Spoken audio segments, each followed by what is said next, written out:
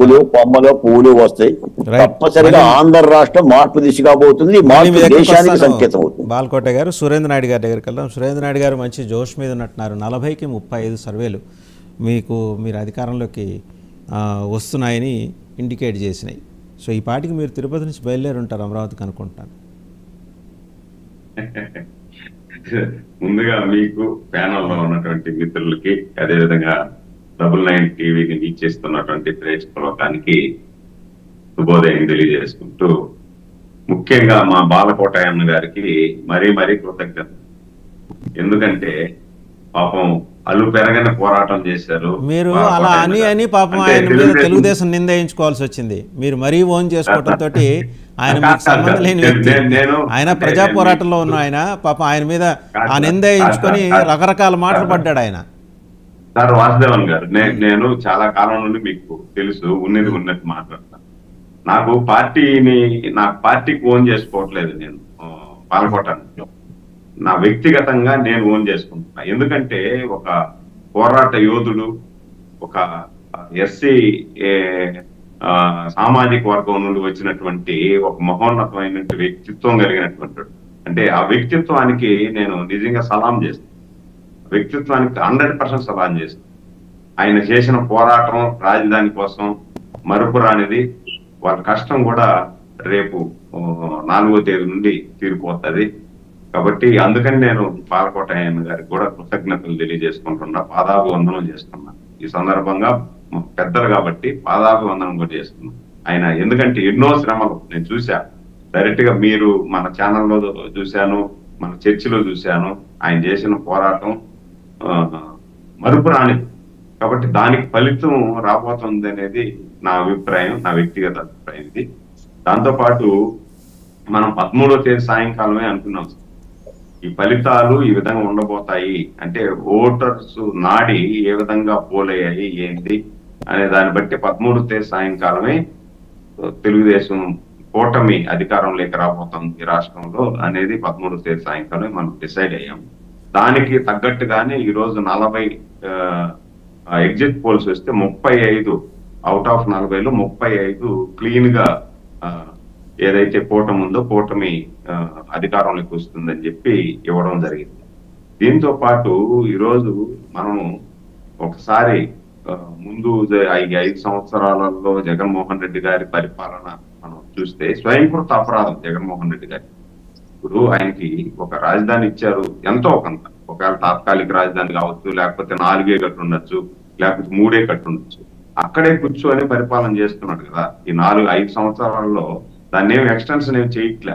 పక్కనే ఇందాక బాలకోట అని చెప్పినట్టు పక్కనే ఇల్లు కట్టుకున్నాను నేను. వాళ్ళ మంత్రివర్గం దగ్గర అంతా కూడా ఆ రోజు ప్రతిపక్షంలో ఉండేటప్పుడు నేను ఎక్కడ ఇల్లు కట్టుకుంటున్నా, ఎక్కడ నుండే పరిపాలన సాగిస్తాను, చంద్రబాబు నాయుడు ఇల్లు లేదు, హైదరాబాద్ లో ఉంది, నేను అద్భుతమైనటువంటి రాజధాని చేస్తాను అని చెప్పి మాట చెప్పాడు. దాని తర్వాత మహిళలకైతే నేను 2024లో ఎన్నికలకు ఓటు అడిగేదానికి వచ్చేటప్పుడు మద్య నిషేధం చేసి నేను ఓటు అడుగుతాను అని చెప్పాడు. అదే విధంగా ఉద్యోగస్తులకైతే సిపిఎస్ 1 వారంలో రద్దు చేస్తానని చెప్పారు. అంటే ఇలా చెప్పుకుంటూ పోతే ఇవన్నీ మనం చర్చిస్తానే ఉన్నాం. ఇలా చెప్పుకుంటూ పోతే ఎన్నో ఉన్నాయి. కానీ మనం చెప్పినప్పుడు వైసీపీ నాయకులకు రుచించదు. మేము 99% మేము ఇచ్చిన వాగ్దానాలు నెరవేర్చాము అంటారు. 99%లో 1% నెరవేర్చారు, 99% నెరవేర్చలేదు అనేది అందరికి తెలిసిపోయింది. అందుకే ప్రజలు కూడా 1 సైడ్ గా ఈ రోజు రాష్ట్రంలో. అదే విధంగా ఇప్పుడు ఒక సుధాకర్, ఒక చదువుకొని ఉన్నత స్థాయికి, బడుగు బలహీన వర్గాల్లో పుట్టి ఆయన ఒక ఉన్నత స్థాయికి వెళ్ళినటువంటి సుధాకర్ గారిని పిచ్చోడిగా ముద్రేసి రోడ్డు మీద నానా హింసలు పెట్టి చంపేశారు. అదే విధంగా ఒక మైనారిటీ ఫ్యామిలీ ఆత్మహత్య చేసుకున్నారు. అంటే వీళ్ళు ఓట్లు ఎవరేశారో వీళ్ళనే టార్గెట్ చేశారు. వైసీపీ అధికారంలోకి రావడానికి ఒక ఉద్యోగస్తులు 2 చేతులతో వేసామని చెప్పినారు ఆ రోజు. అదేవిధంగా మహిళలు మద్య నిషేధం చేస్తాడా మా అన్న అని చెప్పి ఓట్లు వేశారు. అదేవిధంగా ఎస్సీ, ఎస్టీ, మైనారిటీ, బీసీ వర్గాలు గంప గుర్తుగా ఒక అవకాశం అడుగుతున్నాడు యువకుడు. ఇవన్నీ పక్కన పెడితే నిర్మాణాత్మక ప్రతిపక్షంగా మీరు పోషించాల్సిన పాత్ర కన్నా జగన్మోహన్ రెడ్డి వైఫల్యాల మీదే మీరు ప్రభుత్వాన్ని ఏర్పాటు చేయబోతున్నారనే వాస్తవాన్ని కూడా ఈ సర్వేల ద్వారా మీరు గమనించుంటారు. ఎందుకంటే ఎక్కడా కూడా క్రియాశీలకంగా మీరు వ్యవహరించింది లేదు. సినికల్గా ఎంతసేపు జగన్మోహన్ రెడ్డి హయాంలో జరిగిన దుర్మార్గాలు, అతని వైఫల్యాలు ఇవి చాలు మమ్మల్ని అధికారంలోకి తీసుకురావటానికి అనే పద్ధతిలో మీరు వెళ్ళినట్టు కనిపిస్తుంది. అసెంబ్లీలో ఒక్క సీటు లేదు, మండల్లో ఒక్క సీట్ లేదు, కానీ జనసేన నిర్మాణాత్మకమైన పోరాటాలు చేసింది. అంటే కన్స్ట్రక్టివ్గా జనాల్ని సమీకరించి చివరికి మీ పార్టీ ఐసీయూలో ఉంటే దాన్ని జనరల్ వార్డులోకి తీసుకొచ్చింది కూడా జనసేననే. ఇంత చేసింది. ఆ పార్టీ ఎక్కడా కూడా ఆత్మవిశ్వాసాన్ని సడలించుకోవాలి. మీరేంటంటే ది మూమెంట్ జగన్మోహన్ రెడ్డి వాళ్ళ అధికారం చేపట్టగానే రేపటి నుంచి ఆయన అట్లా దించేయాలి, ఆయన దుర్మార్గాలను ఎట్టా ఎక్స్పోజ్ చేయాలి. సరే, దుర్మార్గాలు జరిగినాయి, దురాఘాతాలు జరిగినాయి, దౌష్ట్యాలు జరిగినాయి, అరాచకాలు జరిగినాయి, అవినీతి జరిగింది, ఇవన్నీ ఓకే. కేవలం వాటి మీదే మనం బ్యాంక్ అయ్యి మనం అధికారంలోకి రావాలి అనేది ఇంతకన్నా సినికల్ ధోరణి ఉంటుందా? సరే, ఆత్మవిమర్శ చేసుకోండి. నేను అన్నానని కాదు, ఆత్మవిమర్శ చేసుకోండి. మీరు నిర్మాణాత్మకమైన ప్రతిపక్ష పాత్ర పోషించలేదు అంటున్నారు మీరు. దీనికన్నా నిర్మాణాత్మక ప్రతిపక్షం ఎలా పోషిస్తుందో నాకైతే అర్థం కాలేదు. సాక్షాత్తు 14 సంవత్సరాలు ముఖ్యమంత్రిగా చేసి 15 సంవత్సరాలు ప్రతిపక్ష నాయకుడిగా ఉన్నటువంటి చంద్రబాబు నాయుడు గారు ప్రజల పక్షాన పోరాటం చేస్తా ఉంటే ఆయన అసెంబ్లీలో ఏ విధంగా అవమానించారు, వాళ్ళ ఫ్యామిలీ మెంబర్స్ ఏ విధంగా, మా తల్లి లాంటిది భువనేశ్వరమ్మ, ఆమె ఏ విధంగా వ్యక్తిగత హననం చేశారు మీరు చూశారు. మేము ఎవరన్నా పోరాటం చేసేదానికి రోడ్డు మీదకి వస్తే ఇమ్మీడియట్ గా ఎత్తుకుపోయి లోపలేసి మక్కిలు ఎరగదీసేశారు. మా ప్రతి ఒక లెవెల్లో ఉన్నటువంటి, ఒక జిల్లా లెవెల్లోనో లేదా మండల లెవెల్లో ఉన్నటువంటి కార్యకర్త మీద సగటున 10 కేసులు ఉన్నాయి సార్. సగటున 10 కేసులు ఉన్నాయి. నా బిడ్డ మీద కేసు పెట్టారు సార్. మీకు తెలుసో తెలీదో, నా బిడ్డ ఎంబీఏ చేసింది. ఎంబీఏ చేసి లాస్ట్ బై ఎలక్షన్ లో, పార్లమెంట్ ఎలక్షన్ లో ఓటేసేదానికి వచ్చి దొంగ ఓట్లు వేస్తున్నారని అడ్డుకుంటే నా బిడ్డ మీద ఎస్సీ ఎస్టీ కేసు పెట్టారు సార్. దీనికన్నా కొన్ని తలుచుకుంటే గుండెల్లో నుండి ఆవేదన, బాధ రగిలిపోతా ఉంటది. ఆ కేసు పెట్టిన వాళ్ళు ఎవరో కాదు, ఆ బిడ్డ ఎవరైతే ఒక ఎస్సీ మహిళ కేసు పెట్టిందో వాళ్ళ బిడ్డ నా కూతురు క్లాస్మేట్.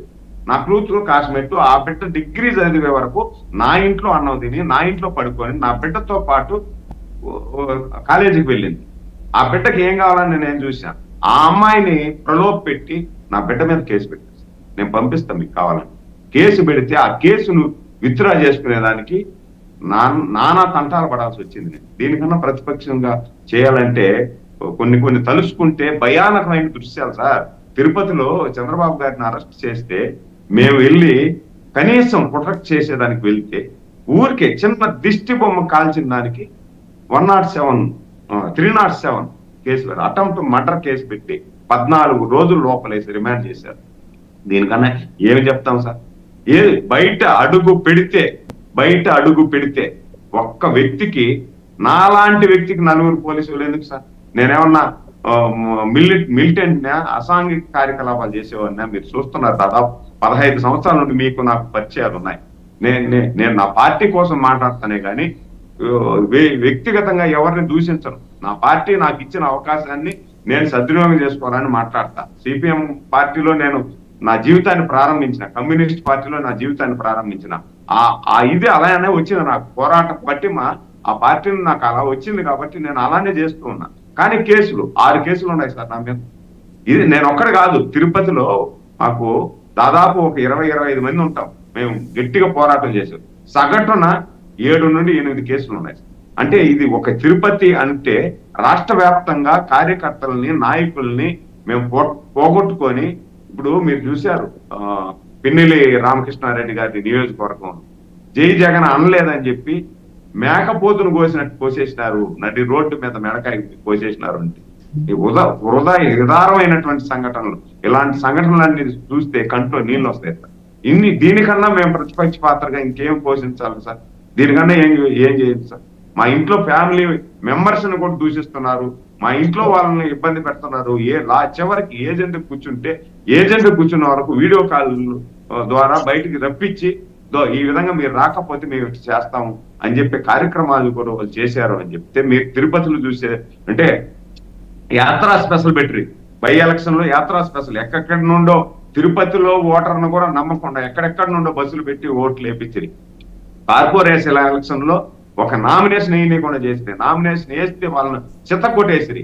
అదే బ్యాంక్ ఎలక్షన్ వరుసగా దొంగ ఓట్లు. మీ ఫోటో ఉంటుంది, దాని మీద ఎవరైతే వాళ్ళు ఓటు వేస్తారనుకుంటారు వాళ్ళు ఓటు పెడతారు. ఏజెంట్ కూర్చొనేదా దాదాపు 20 మంది డిఎస్పీలు, 3 ఎమ్మెల్యేలు, ఒక కార్పొరేట్ ఒక టౌన్ బ్యాంక్ ఎలక్షన్లకి 3 ఎమ్మెల్యేలు, 20 మంది డిఎస్పీలు, ఎస్ఐలు, సిఐలు నిలబడుకుని ఎన్నికలు చేయాల్సిన కర్మ ఈ రాష్ట్రంలో పట్టిందంటే దాన్ని ఎదుర్కొని మేము నిలబడినామంటే మీరు అన్నది వాస్తవం.